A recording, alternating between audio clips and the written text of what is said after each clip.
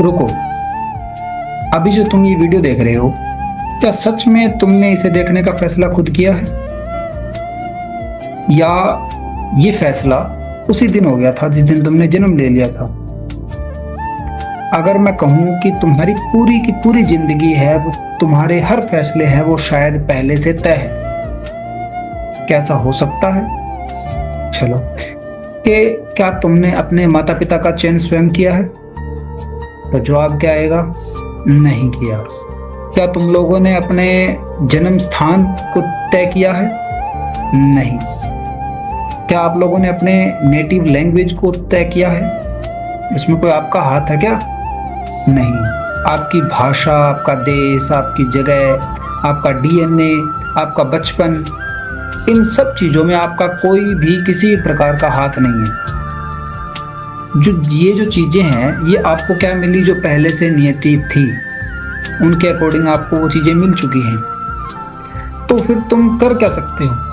अब जो बचपन में जो चीजें तुम्हें मिली हैं, उनके बेसिस के ऊपर ही तुम्हें क्या आगे की सोच तैयार होती है। यानी आज तुम जो भी सोच पा रहे हो या जो भी फैसले ले पा रहे हो, वो किसकी वजह से ले पा रहे हो? बिकॉज ऑफ कि आप लोगों का जन्म इस जगह हुआ था, आपको ऐसे ऐसे लोग मिले थे। वो लोग मिले थे, आप खुद तो नहीं गए, वो लोग आए थे आपके पास, उन्होंने ऐसी ऐसी चीजें सिखाई आपको कि आपका माइंडसेट इस तरीके से डेवलप हो गया। यानी कि इसमें आपका कोई हाथ नहीं, आपका किसी भी प्रकार का कोई हाथ नहीं है इन चीजों को, अपनी थिंकिंग को डेवलप करने में। आपकी थिंकिंग ऑटोमेटिकली डेवलप हुई है by the appearance of our society. यानी हम सोसाइटी के अंदर जिस प्रकार का देखते हैं, वैसे ही हमारी सोच हो जाती है। तो इन चीजों में हमारा कोई हाथ नहीं है। तो फिर हमारा हाथ किन चीजों के अंदर है? जैसे अपने एग्जाम्पल देखते हैं कि एक कोज एंड इफेक्ट होता है, कि हर किसी का एक कारण होता है, हर किसी का एक कारण होता है। जैसे पौधा उगता है तो उसका कारण है कि बीज डला होगा जमीन में। आग जलती है तो यानी कि एक लकड़ी के अंदर आग लगी होगी तभी वो जली होगी, यानी जलेगी तब जब उसका कारण क्या था? आग लगना। तो इसी प्रकार से हमारा होना भी किसी न किसी कारण की वजह से है। वो कोज एंड इफेक्ट हमेशा लगता रहता है। इसी को अपने नियतिवाद बोलते हैं। यानी कि जो हम आज हैं वो पहले से ही तय है। यानी कि हम जो हैं, हम परिणाम हैं किसका? कारण का। वो उसका इफेक्ट है। तो ये चीजें हैं कि पहले से सब कुछ तय है। इसलिए ओशो है या फिर जितने भी दार्शनिक हैं, वो सारे एक ही बात कहते हैं। वो कहते हैं दृष्टा बन जाओ। दृष्टा मतलब देखने वाला बन जाओ, करो कुछ मत, सिर्फ जो हो रहा है उसी को देखते रहो। उसको देखते रहोगे तो सब कुछ समझ में आ जाएगा। अब जितने भी बड़े बड़े लोग होते हैं, जिसने भी थोड़ा सा अपने ऊपर फोकस करके, ध्यान करके, जिन्होंने इन चीजों को समझ लिया, वो व्यक्ति आगे यानी फ्यूचर के अंदर और पास्ट यानी भूतकाल के अंदर, वो दोनों को देख सकता है। जिन्होंने खुद को ध्यान में दे लिया, खुद पर ध्यान दे लिया, वो सब चीज देख सकता है। उसे खुद पता चल जाएगा कि मेरा होना, मेरा अस्तित्व भी एक कारण की वजह से है, उसमें मेरा कोई हाथ नहीं है।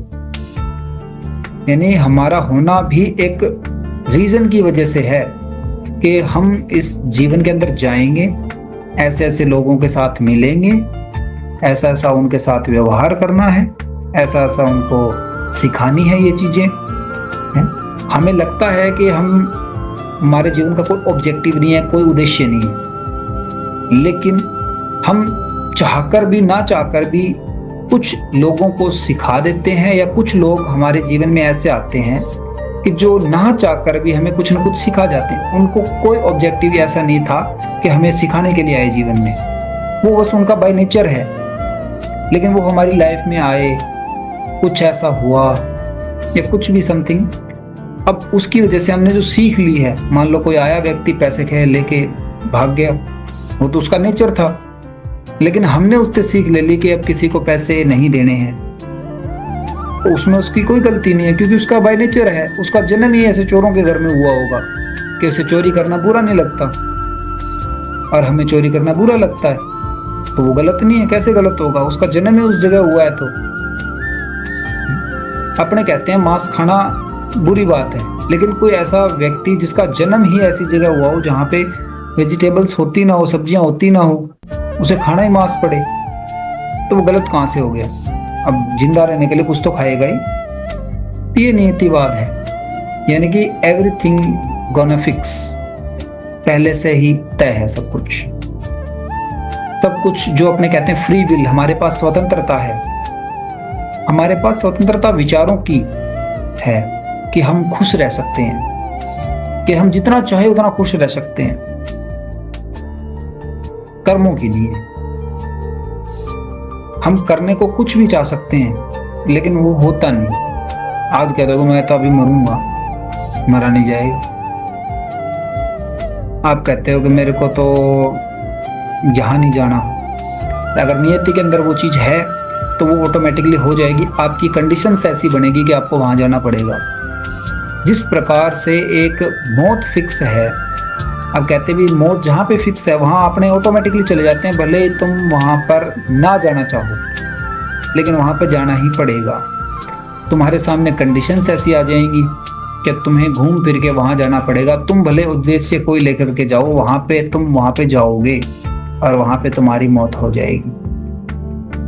तो ये चीजें ही समझ लो अगर टाइम से पहले, तो जीवन में दुख किस बात का? दुख होना है मतलब कि वो पहले से फिक्स है। उसका अगर दुख है तो उसका समाधान भी होगा कोई ना कोई, तो फिर क्यों टेंशन लेनी? अगर दुख का समाधान है तो टेंशन ही क्यों लेनी? और दुख का मान लो अगर कोई समाधान है ही नहीं, तो उसका तो समाधान ही नहीं है, फिर क्यों टेंशन ले रहे हो? फिर क्यों सोच रहे हो उसके बारे में इतना? जो हो रहा है होने दो। हैं?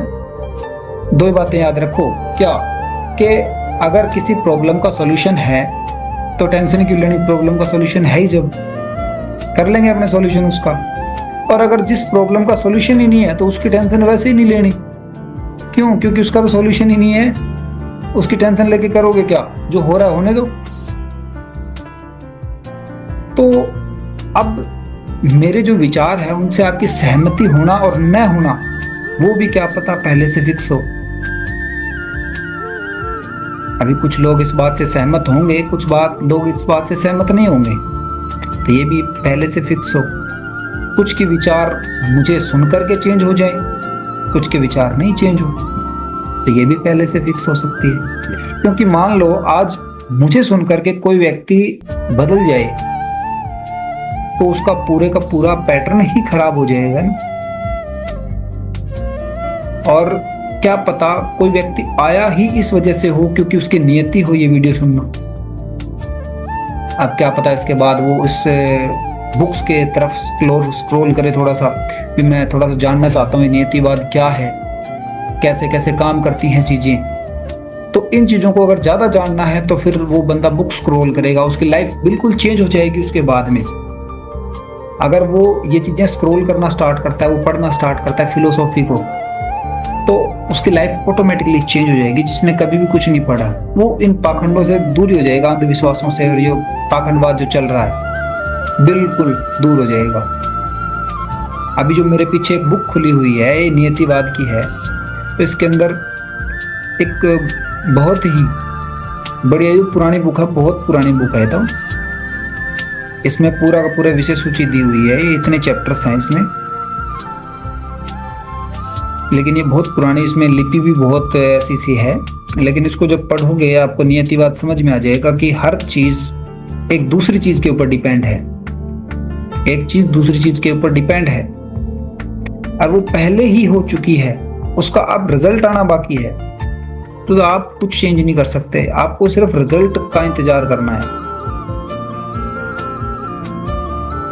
और अगर इसको कॉज एंड इफेक्ट को ज्यादा थोड़ा समझना है तो अपने नेक्स्ट वीडियो बनाते हैं। और आपके विचार जैसे भी हों आप लोग अपने कमेंट सेक्शन में बताएं, क्योंकि आप जो भी करते हो वो खुद कर ही नहीं हो। कई बार आपने देखा होगा, आप कोई काम करना चाहते हो वो नहीं होता। आप कई बार काम करना चाहते हो, चाहते हो, पूरी शिद्दत से लगे हुए हो किसी चीज के पीछे कि मेरे को ये चीज चाहिए, ये चीज मुझे चाहिए, वो नहीं मिल पाती। और कई बार ऐसी चीजें आपको मिल जाती है जिसकी आपने सोचा नहीं होता। इमीडिएटली कोई चीज ऐसी मिल जाती है आपको कि वो चीज आपने सोची नहीं होती, एक्सपेक्ट नहीं की होती, और कुछ चीजें आप एक्सपेक्ट करते हो लेकिन वो आपको नहीं मिलती। ये नीति है कि आपको वही मिलेगा जो आपके हिस्से का है, आपके हिस्से का कोई छीन करके नहीं ले जा सकता। तो मिलते हैं नेक्स्ट वीडियो के अंदर और देखते हैं किसको क्या लगता है।